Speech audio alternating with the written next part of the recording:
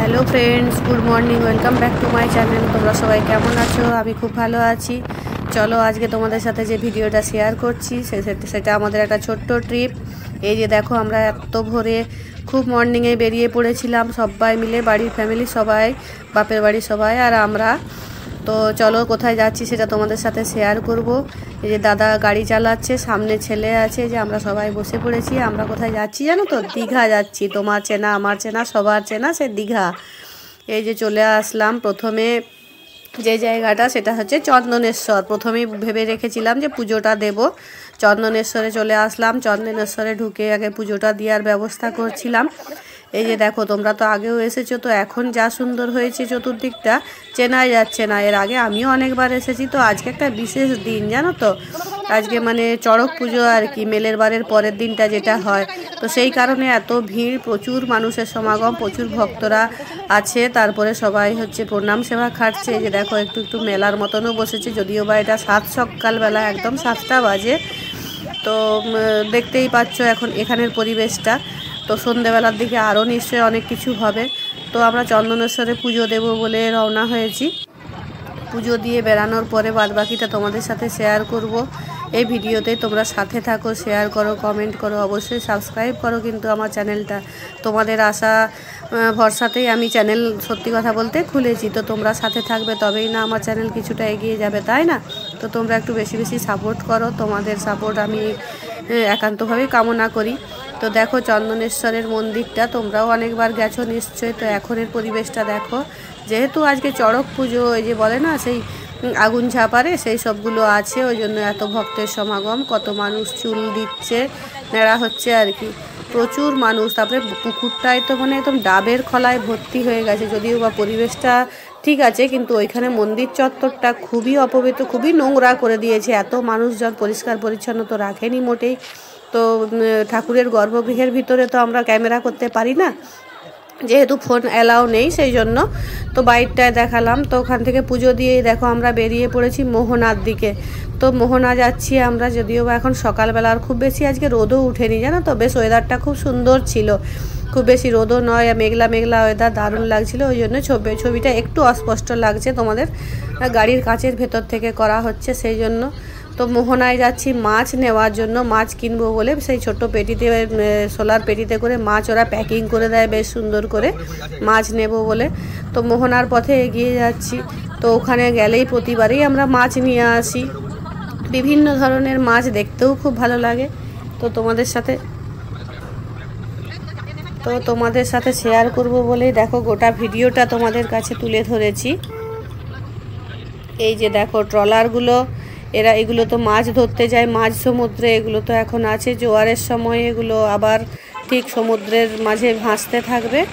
এই যে চলে আসলাম মোহনায়। এই যে দেখছো বরফ তৈরি হয়, বরফ তৈরির কারখানাগুলোও তো আছে। এই যে দেখছো ধোঁয়া উঠছে, যেন গরম, কিন্তু না, বরফ, ঠান্ডার জন্য। এই যে মাছের বাজার, আমাদের তো ঢুকতে একটু বেলা হয়ে গেছিলো, তাও বেশ ভালোই, প্রচুর পরিমাণেই মাছ ছিল। এখানে বারে বারে ট্রলার আসে আর খালি হয়, এখানে বেলা সকালের কিছু ব্যাপার নয়। এই দেখো আমার মা হাতে নিয়ে দেখাচ্ছে এই চিংড়ি মাছটা। ও কি দারুণ, জানি না কি জাতের চিংড়ি এটা। এই যে দেখো চিংড়িগুলো, চিংড়ি, পমপ্লেট, ইলিশ, কি নেই, ভেটকি, সব রকমের মাছ দেখেই তো মন ভরে যায়। আর রিলস করব না, এটা আবার হয় নাকি? তো তিড়িং তিড়িং লাভ দিয়ে বেশ রিলস করতেও লেগে পড়েছি, কি বলো বন্ধুরা? তো তোমরা সাথে আছো, পাশে আছো আমি জানি। তো আরও বেশি করে সাপোর্ট করো, তোমাদের সাপোর্ট পেলে আমি আরও খানিকটা এগিয়ে যেতে পারবো। তো দেখো বারবার তোমাদের কাছে রিকোয়েস্ট করি, ঠিক কথা, তোমরা সাথে আছো, সেই জন্যই না এতদিন পর্যন্ত ভিডিওগুলো আপলোড করছি। তো চলো টিফিন করে নিই। তো এই যে কাকিমার দোকানে, এখানে টিফিন করব বলে দাঁড়িয়েছিলাম।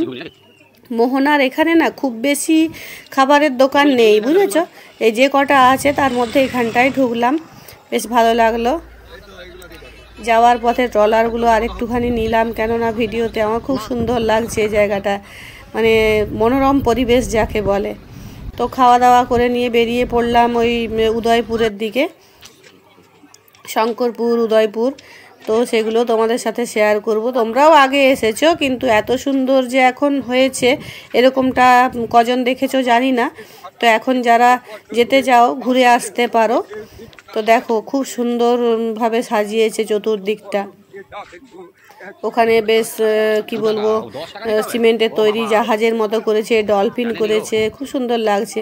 আর এই যে আগের যে দুজন ব্যক্তিকে দেখতে পাচ্ছ, একটি আমার ছেলে আর আমার মা, দেখতে পাচ্ছ ওই যে আগে আগে যাচ্ছে হাত ধরে, সে তার দিদুনকে কিছুতেই ছাড়ে না, হাত ধরে ধরে ঠিক নিয়ে যাচ্ছে।